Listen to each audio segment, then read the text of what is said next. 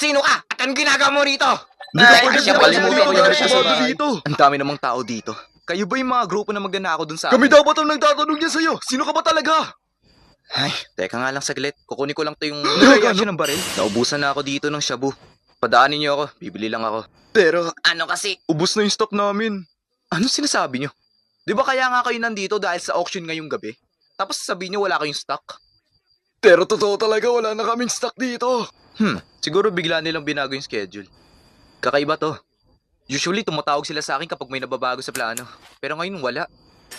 Ano kayang planong pinagsasabi niya? Ewan ko dyan.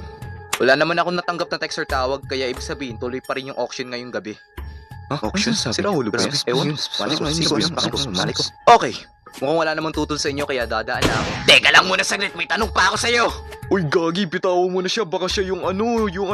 Bakit yan din yung iniisip ko? Bitawan mo ko.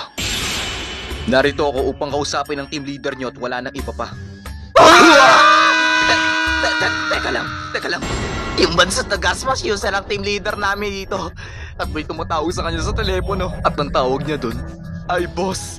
Shoot na. Papatayin niya ako. Napakabastos ko. Hindi ko naman namalayan na siya pala yung boss. ayan, puro ka kasi overtime ng overtime eh. Wala ba kayong pahinga dito? Bigyan nyo nga siya dito ng tubig. Wow! Grabe ang bait niya! Oo nga, para siyang isang boss na tumutulong sa kapwa. Nagbabalik na si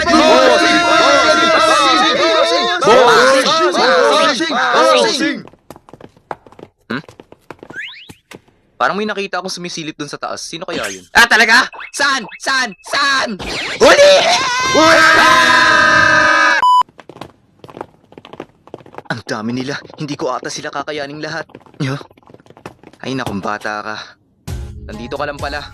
Kanina pa ako tumatawag sa'yo pero hindi ka sumasagot. Ah, nandito rin pala yung kapatid mo. Ba't ang tungis niyo? Teka nga muna saglit, sino ka ba talaga ha? At bakit kilala mo si Mabat yung kapatid niya ha? Hoy! Huwag mong babasusin yung big boss namin, ha? Big Boss? Anong ginagawa niyo po dito, Master? Haba naman ang buhok. Anyways, Mab, sino pa tong taong to? Master siya ni Mab.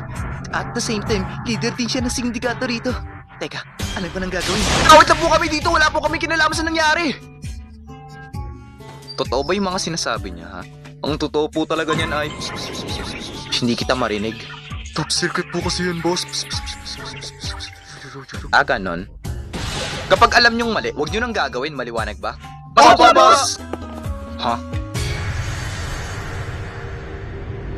Gagi, cosplay convention pala tong napuntahan ko. Mi. Ano raw? Na isang salita, wala akong nuggets eh. Manlalakbay, ano ang iyong pangalan at bakit ka naparito sa aming kulto? Pinakamagaling na S-rank dandadan sa buong mundo. Ako si Regen Arataka. Pwede mo akong i-google kung gusto mo. Kung ikaw nga talaga yan, ipamahalas mo sa amin ang iyong superpowers. Kung yan talaga ang iyong gusto. Sige, ipapamalas ko yan sa'yo. Buti na lang may isa pa akong barya dito. Ito ang hipnotismo. Kaya wag kang kukurap.